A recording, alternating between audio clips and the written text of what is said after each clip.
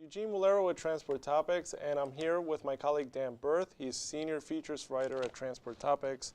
Last week we had the announcement that Knight Transportation and Swift Transportation are planning a merger, something estimated around $6 billion. Dan, is this something that will attract the attention of antitrust enforcement? In short, no. Okay. Notwithstanding the president and his goal of reducing regulation, there's no chance that the Department of Justice Antitrust Office is going to look at this transaction because it involves two companies that are in a marketplace that is huge, right? We estimate the size of the truckload business in the U.S. alone to be worth more than $200 billion a year. So here you have two companies that are quite large. Swift maybe $4 billion in revenue, and Knight about $1 billion, right? But still, if you look at the total market size, they're very small. So no chance that they're going to control pricing and that sort of thing, which is what the feds would look at.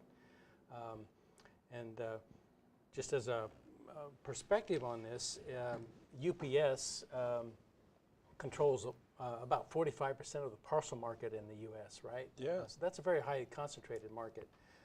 It's estimated that the top 25 truckload carriers in the U.S. control about 13% of the market. So there's a lot of room here for growth in size, and I think the moon and the stars are aligned, and we're going to see much more activity in the truckload market in terms of consolidation going forward.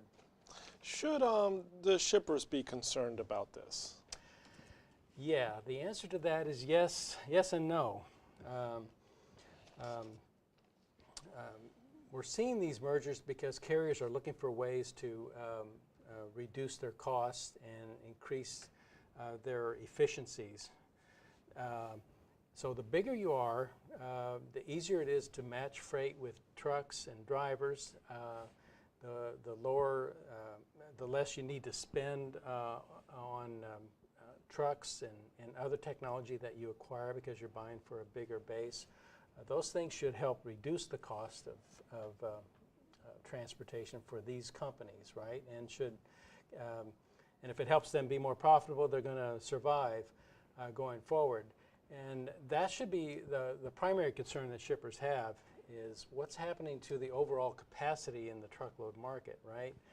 Because we know there's a shortage of drivers that's going to place a limit on how fast the industry can grow.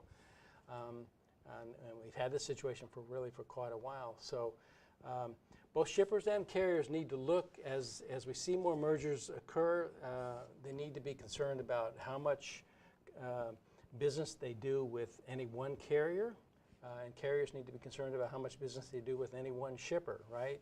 And so the bigger these companies are, the less of a concern that would be, and that's the primary risk, I would say, for shippers going forward. Okay. You can read all of Dan's work on the April 24th issue of Transport Topics, and check out ttnews.com for all the latest. Thank you.